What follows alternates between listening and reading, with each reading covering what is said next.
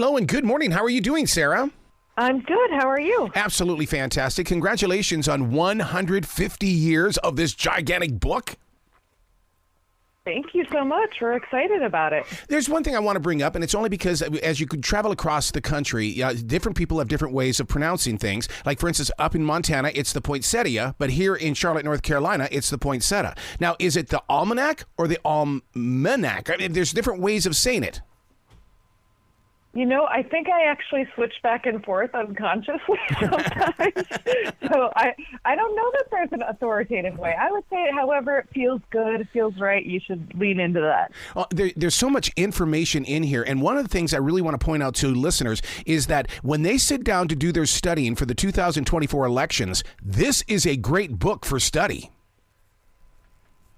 Yeah, you know, when we were looking at the putting together the election preview for the World Almanac this year, we wanted to make sure that it was still going to be a great tool when the cycle officially kicks off in 2024. So we've got profiles of all the candidates. We've got presidential candidate fundraising numbers, which, you know, is obviously a crucial part of things in this day and age, especially. We've also got a new primary calendar, a new primary and caucus schedule. A lot of shifting in those dates this year, more so than in other years. We want to make sure no one, you know, misses their date at the poll. So that's a very important thing. So we've got all of those tools in the World Almanac's election preview for people to make use of in 2024. What's really interesting about this book is the fact that you guys pay attention. I mean, you guys have got, your continuity has got to be spot on. Yeah, you know, keeping track of everything that goes on every year and making sure that we can incorporate it somehow is kind of a 365-day-a-year job. You know, we are talking about the World Almanac and Book of Facts 2024 today, but we're already sort of, you know, starting to pay attention to things and think about what is going to be in the World Almanac and Book of Facts 2025. Yep. So it's definitely something that we're always paying attention to. And, you know, throughout the year, whether it's via email or, you know, an emergent text that comes up at the most inconvenient time, the editors are always messaging me and making sure that, you know, they're making notes on their specific subject and making sure that we're keeping track of the things that absolutely need to be included. When I was in school, the almanac was the thing to have. We had to have this because our teachers put us in these books to learn new things. Are students still using a book like this inside their classrooms? Absolutely. So I think the World Almanac can be used in classrooms in a number of ways. I know that some teachers like to use it as background research, especially if they don't always want to send a kid to a computer or device to look something up, or let them exit the screen that they're supposed to be paying attention to, because you never know when you might get it back. I think it also is used in the classroom as, you know, a sort of place to discover things that you might not think to look up online. You know, you can flip to a random page of the World Almanac and find something that you might not have thought to Google, to put into that search bar, to look up on your own. And because it's the World Almanac, because we list all of our sources right there, we've got you covered if you find something in there and you'd like to do further research. You can go to our source, can check the information out for yourself from that direct primary source. And it's just one more way that students of all ages can really engage in the information that we provide. You really dig in deep on many subjects. For instance, our love for being up in space again. So people want to know more about aviation history. You've got it. You've also got astronomy for those that want to read the stars. Absolutely. And, you know, looking ahead to 2024, there's a really cool solar eclipse that's going to happen in April that just about everyone in North America is going to be able to see. You know, that's the kind of thing you can find a calendar for in the World Almanac and, you know, look where your, you know, specific location might be best viewing for what time the eclipse might be best viewed.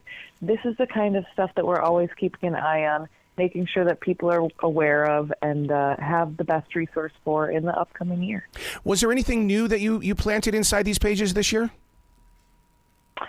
Oh my gosh, so much new in every section. You could literally go down the table of contents, and we could review all of the new information in each of them. But, I think what's really interesting that we talked about a lot and had a lot of trouble deciding on for the World Almanac 2024 was what to do about the coverage of the coronavirus pandemic. Yep. Technically, the public health emergency is over. In previous years, we had like a special section of data that, reviewed the numbers, that looked at it from a world perspective and from more local perspectives. But because the public health emergency has ended, the data collection has changed. And rather than, put in data that wasn't necessarily comparable to what has been there in the past, we decided to take a broader view and to look at, other areas of our lives that have been impacted and continue to be impacted by this major, global event. So we have things like information on public school students and how their achievement has changed. Lots of kids still falling behind on their assessments compared to pre-pandemic levels. Things like tourism numbers. A lot of countries and cities in the world really rely on tourists to be there, and for a couple of years they just weren't. So looking at whether those places are rebounding or not. And that's just two examples of different ways that we've been able to reflect the changing world in ways that you might not have necessarily expected when you're just thinking about, well, what's going on with the coronavirus pandemic. See, it's a book of conversation starting is what it is. I mean, I'm sitting here looking at, I didn't even know this even existed, and looking at the top selling artists of all time. I had no clue that Drake is at number one. I knew he was big, but I didn't think he was at number one. On those digital sales charts, Yes. yeah, I mean, there's so many new ways to look at these kinds of numbers now. It used to always be album sales, maybe Billboard chart rankings. Now we're looking at digital sales. We're looking at streaming numbers. And that's true across all of media. Our arts and media section probably has changed more than any other chapter since I started working at the World Almanac, just because the way that we access the art that we love has changed so much. So yes, there is information about, conventional TV ratings and top grossing movies, but we also have ratings for streaming movies and streaming TV shows. All of that stuff gets added and becomes a really great resource for what people are actually talking about and engaging with as things evolve along the way. Yeah, and you even have a thing in here about the highest rated syndicated programs. Look at number 2, Wheel of Fortune. That darn Ryan Seacrest is headed to a big show. He's everywhere. He can do no wrong. There should be a whole entire section here just on Ryan Seacrest. Well, you'll find that actually in our year in pictures, there is a picture of Ryan Seacrest because he's taking over Wheel of Fortune next year. A big change for, that's the kind of habit that people have had for 30 plus years. People have been watching that show with Pat Sajak. Do you have a favorite section in the book?